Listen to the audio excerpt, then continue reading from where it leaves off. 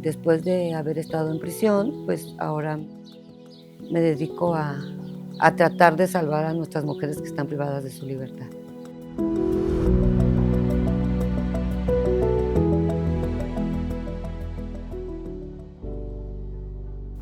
Ya cuando yo estuve afuera, nos encontramos por una red social, Facebook, una amiga y yo que estuvimos en prisión juntas. Se llamaba Claudia. Claudia estuvo 12 años en prisión con un sangrado fuerte, ¿no? En los centros penitenciarios no hay como campañas para hacer Papá Nicolau o para la detección de cáncer.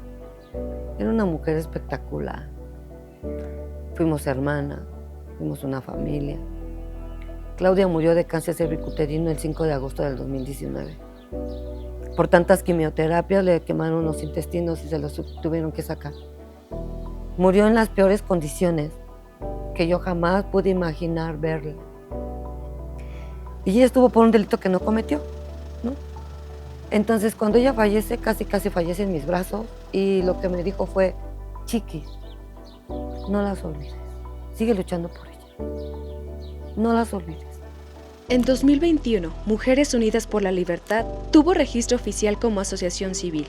Sin embargo, han trabajado arduamente desde el año 2019, visibilizando en diferentes medios las condiciones precarias en las que viven las mujeres privadas de la libertad, a las que se le suman la pobreza menstrual, el abandono familiar, la tortura, el no acceso a la justicia, a recursos como el agua, a la atención médica, al nulo apoyo a la reinserción postpenitenciaria, entre otros.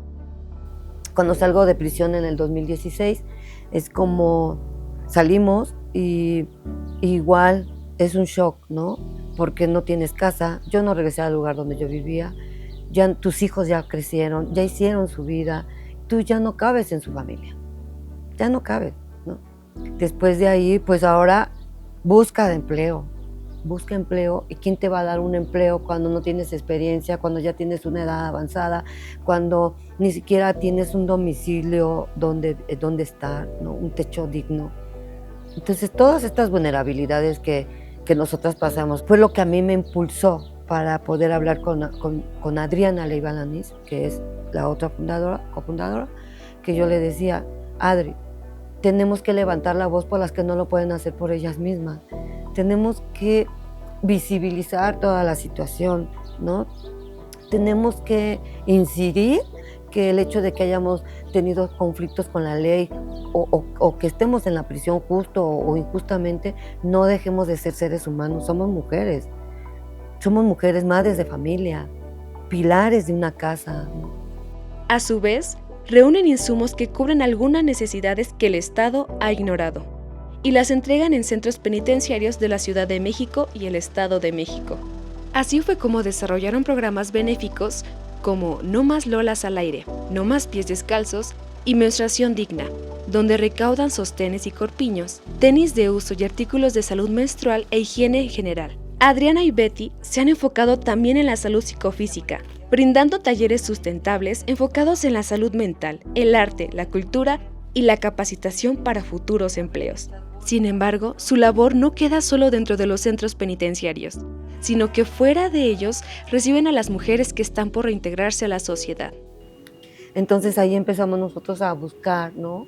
A darles acompañamiento, recibirlas afuera de prisión a 1, 2, 3 de la mañana, traérnoslas a la casa, comprarles ropita, al otro día hay que ir al juzgado, llevarlas al juzgado, tramitar sus documentos de identidad, buscarles un empleo, buscarles un techo, acompañarlas para que tengan también una atención psicológica. Asimismo, también ayudamos a los familiares, que si la abuelita, la mamá tiene 70 años y no puede ir a ver a su hija porque no puede caminar, conseguimos una silla de ruedas y la llevamos.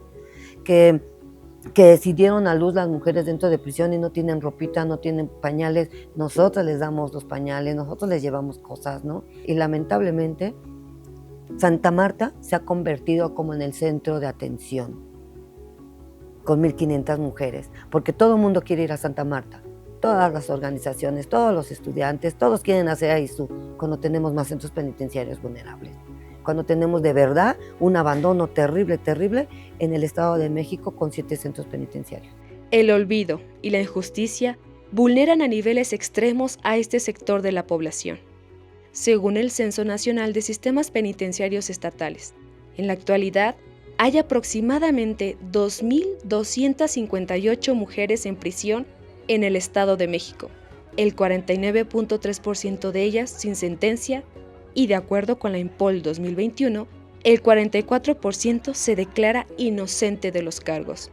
En general, la falta de una vida digna y de justicia es la sentencia que el Estado propicia dentro de estos centros, pasando por alto la violación de sus derechos humanos y las historias de cada una de las mujeres que están o estuvieron en ellos.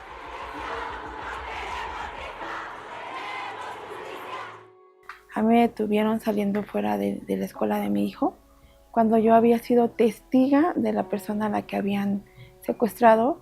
2 años después a mí me detienen, pues te llevamos, alguien mencionó tu nombre y pues como las personas estas necesitan un pagador dentro de la empresa, pues literal, ¿no? Así como te chingaste y tienes que hacer tú. Estuve en prisión 19 años, sin sentencia.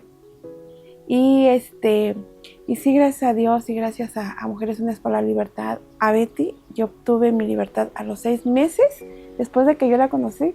Ella hizo en 6 meses lo que no pudieron hacer en 19 años, ¿ves? Y me hicieron un cambio de medida cautelar. Me habían detenido con el delito de corrupción de menores de 18 años. Yo estaba trabajando, siempre he sido mesera.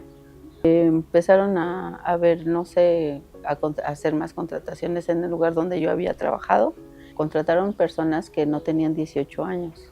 Llega una redada al lugar. Llegaron peritos, la policía y todo. Y entonces a mí me llevan también detenida. Mi proceso duró 2 años para que me dieran la sentencia. Y la abogada me decía a mí que yo no me preocupara, porque si yo no las contraté, si yo no las conocía, no trabajé con ellas, pues solamente me involucraron, pero que en la sentencia a mí me iban a dejar libre.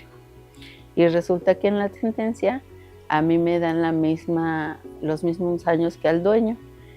Y entonces me dan 25 años, 6 meses. Al dueño le dan 25 años, 6 meses.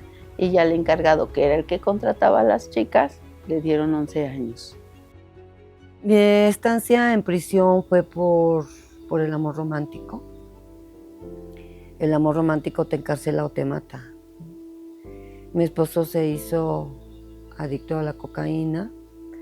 Llegó un grupo a mi casa, un grupo de hombres. Lo único que les dije es de que, pues que lo que quería, ¿no? Y ellos me decían que buscaban a mi esposo porque les debía dinero de droga.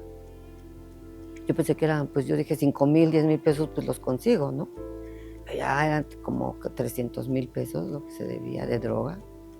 Pues lo único que yo les dije es de que me llevaban, pues, con el patrón, el jefe o quien fuera, ¿no? Yo le dije, te hago de comer, te hago el aseo, ¿no? Pues a mí me dice, no, yo no quiero que me hagas nada, yo lo que quiero es que vas a vender afuera de tu casa droga. En ese momento estábamos con esta guerra infame, ¿no? Sucia contra el narcotráfico. En la colonia donde yo vivía, pues sí hubo como mucha violencia porque asesinado a una familia completa por no acceder a tener una narcotiendita. Entonces me salí afuera de mi casa, en la mera puerta de donde yo vivía, a vender droga, ¿no? A mí me detuvieron el 3 de marzo del 2010. Con una detención espectacular como los que se hacían, ¿no? En ese momento, en esos tiempos, con 200 elementos del AFI, de la Agencia Federal de Investigaciones, un helicóptero y 2 perros. En ese momento que me detuvieron me declaré culpable. No tenían por qué habernos torturado de la manera en cómo lo hicieron. Tocaban nuestros cuerpos. Yo veía cómo le pegaban a mi hijo de 19 años que justo llegó ese día a verme y hasta lo levantaban de los golpes que le daban en las costillas, lo levantaban. Iba a compurgar 7 años, casi 8 años de prisión. Empezó a haber traslados a las famosas Islas Marías porque se hizo federal, porque así Calderón lo decretó. Y lo único que agarré en ese día, ese en esa madrugada fue mi lápiz labial rojo Carmen. Con ese lápiz me pintaba las mejillas y pintaba mis labios y me hacía sentir viva. Había cámaras y nos trataron como si fuéramos trofeos del entonces presidente Calderón. Desde ese momento dejé de ser Beatriz Maldonado. Mi número fue 37057 y así nos llamaban, no nos llamaban por nuestro nombre. ¿Por qué nos quitan hasta nuestro nombre? Cuando ya fuimos enjuiciadas, ya fuimos sentenciadas por un superior. El trato era inhumano, degradante. Pesaba yo 20 kilos, la comida era incomible, el calor insoportable de 45 grados hasta 50 grados todos los días, sin agua potable. Teníamos un rotoplas que tú le abrías la llave y salían hasta gusanos de la llave. Yo tenía que colar esa agua para tomármela en un envase de soda, ¿no? Digamos del PET, con mi calcetín. Lavaba bien mi calcetincito y lo ponía como para colar el agua. No teníamos actividades, no había cursos, no había talleres. Todo el tiempo estaba yo viendo cómo poder sacarme de no estar también mi mente prisionera, sino saber cómo podía yo hacer para que ya no me doliera tanto estar en ese lugar. Un día se me acabó mi lápiz labial rojo carmín, se tenía que acabar. Entré en depresión, ¿no? Ya no tenía con qué pintarme. 2 veces intenté quitarme la vida. Ya estando afuera entendimos la razón por qué nuestras mujeres dentro de prisión no tienen una estadía emocional, ¿no? ¿Por qué? ¿Cuál es ese dolo? El dolo es que estamos solas dentro de prisión. Lamentablemente el Estado abandona, ¿no? Y no da atención.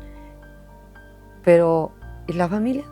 Las mujeres son las menos visitadas, las mujeres son las que menos tienen el acceso a la justicia. Mujeres Unidas por la Libertad se ha abierto camino en el fortalecimiento de los lazos con diversas asociaciones, comunidades y empresas, para seguir brindando apoyo y una voz para las mujeres que han sido históricamente silenciadas. A nombre de Claudia, que fue mi hermana, a nombre de ella, y cada vez que nosotros entregamos toallas femeninas a los centros penitenciarios, solamente le digo a ella gracias. Gracias porque hemos visibilizado un tema que no se había visibilizado, ¿no? Y nosotros lo hacemos desde nuestra propia historia de prisión. También decirles que estamos muy agradecidas con el universo, estamos muy agradecidas con algunas instituciones que nos escucharon y que gracias a ellos y que seguimos con esto de súmate a un periodo menstrual digno dentro de prisión, a No Más Lolas al Aire, que son los brasieres, y a la campaña que también llevamos de No Más Pies Desnudos, que son tenis de uso en buen estado, ¿no? El día de mañana, quien sea, quien esté dentro de prisión, justo o injustamente, Mujeres Unidas por la Libertad siempre va a gritar por ellas porque algo detonó para que estuvieran en ese lugar. Entonces, pues nada más agradecer de verdad y seamos conscientes y que no dejemos de ser seres humanos, ¿no? Porque la construcción para una justicia es en equipo y no es unitario. Para que podamos tener en este país, empecemos a labrar el camino para la paz social y vivamos tranquilamente. Eso es lo que yo les quiero decir.